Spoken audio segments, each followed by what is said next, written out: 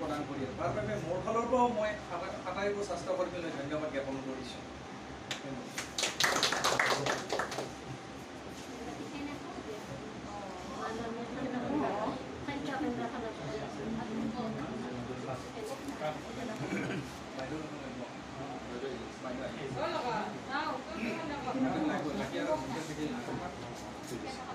এই সুযোগতে মই মন্দিৰ প্ৰাথমিক স্বাস্থ্য কেন্দ্ৰৰ ফালৰ পৰা নাৰেংগী ছাত্ৰ সন্থাই আন্তৰিক ব্যৱস্থা জনাই তেওঁলোকে এইখিনি পদক্ষেপ লোৱাৰ কাৰণে এই পদক্ষেপৰ পৰা আমাৰ যিখিনি কৰ্মী স্বাস্থ্যকৰ্মী আছে সেইখিনি যদি মনোবল বৃদ্ধি পায় আজৰি যাব পাৰে গোটেই কাম কৰিব পাৰে।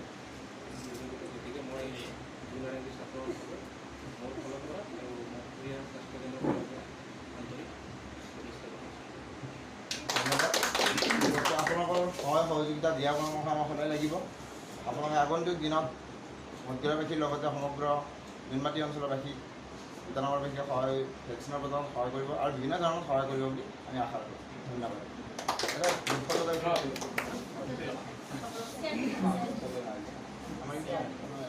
আমাৰ